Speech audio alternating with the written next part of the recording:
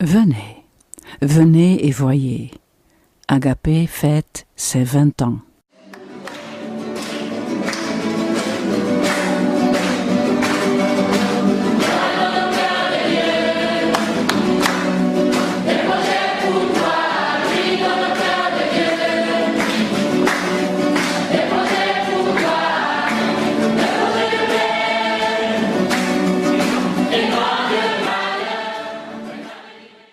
Cette histoire, ce n'est pas l'histoire d'une personne ou des personnes. Non, c'est l'histoire d'une œuvre. Une œuvre conçue et pensée par Dieu. Une œuvre qui témoigne de la grâce et de la fidélité de Dieu. Venez donc, venez et voyez ce que le Seigneur a fait. Nous nous souvenons, et ce souvenir nous remplit d'espérance pour l'avenir. Vous, les jeunes, vous qui n'avez pas vécu les 20 ans avec nous, écoutez et retenez ce que le Seigneur vous dit à travers cette histoire. Notre assemblée naît le 3 mai 1992. À nos débuts, nous n'avions pas de bâtiment. Nous nous réunissions alors dans le parking de la famille Alogo. Une salle sans toit. Mais Dieu est fidèle. Le dimanche matin, il ne pleut jamais, et une petite couverture nuageuse nous protège du soleil. Mais avant de continuer notre récit, retournons un peu plus en arrière, car Agapé n'est pas né à partir de rien. Retournons donc à l'année 1970. Dieu appelle un jeune couple, Art et Marek Louis, à les servir dans un pays étranger. Le jour de Noël de l'an 1970, ils prennent l'avion à l'aéroport d'Amsterdam pour le Gabon, un pays dont ils ignorent à peu près tout. Ils vont travailler dans un petit collège de brousse à Bongolo, vers les Bambas, dans l'Ingounié. Ce collège appartient alors à l'Église évangélique du Sud-Gabon, église qu'on appellera plus tard Alliance chrétienne. Art et Marek y servent le Seigneur pendant 4 ans et demi. Comme feuille de route, le Seigneur donne au jeune couple le passage de Colossiens 1, verset 28. Ainsi, nous annonçons le Christ à tout être humain. Nous avertissons et instruisons chacun, avec toute la sagesse possible, afin de rendre chacun spirituellement adulte dans l'union avec le Christ. Ils ont la joie de voir quelques collégiens se convertir. Avec quelques jeunes enseignants français chrétiens, ils forment un petit groupe pour enseigner la Bible, pour chanter, pour témoigner, pour évangéliser. Ils donnent à ce groupe le nom de JPC, Jeunesse pour Christ. L'exode rural bat son plein. De plus en plus de personnes s'installent à Libreville. Art et Marek reçoivent un appel très clair de Dieu.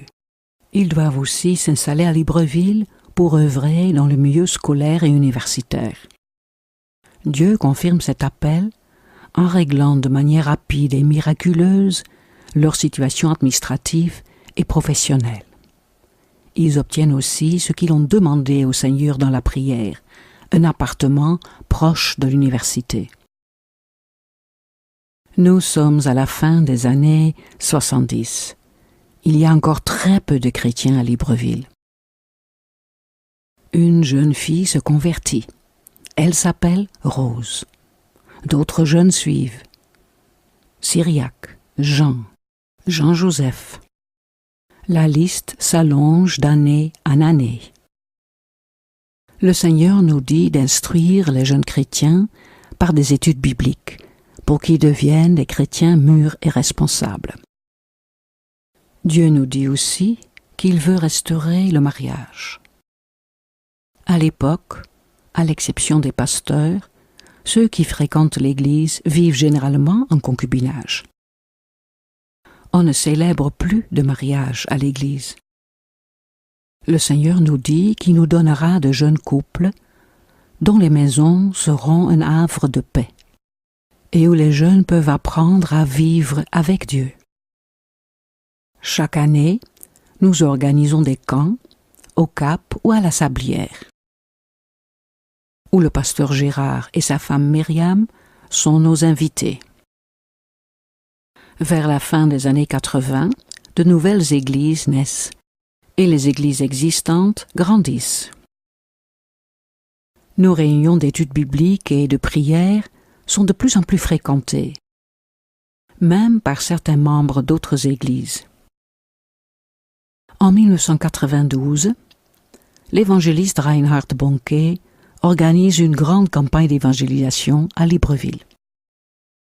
Nous participons à cette campagne avec toutes les églises vivantes de l'époque. De nombreux jeunes se convertissent et nous commençons par nous en occuper. Des différences de point de vue concernant le baptême dans le Saint-Esprit et le suivi des nouveaux convertis nous obligent à nous séparer de nos frères de l'Alliance chrétienne.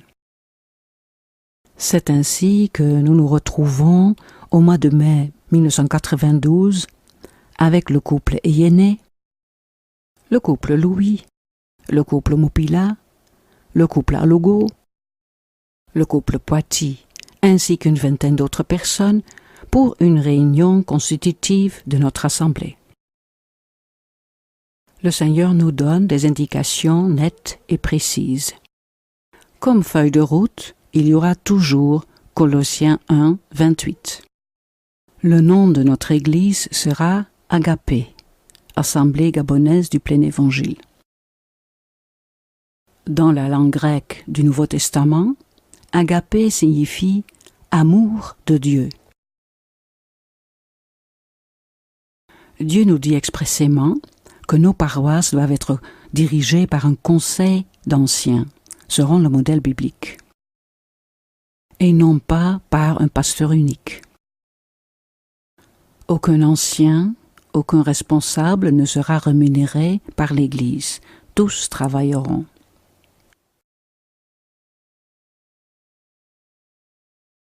Pour la consécration des anciens, nous faisons appel à notre ami, le pasteur Gérard.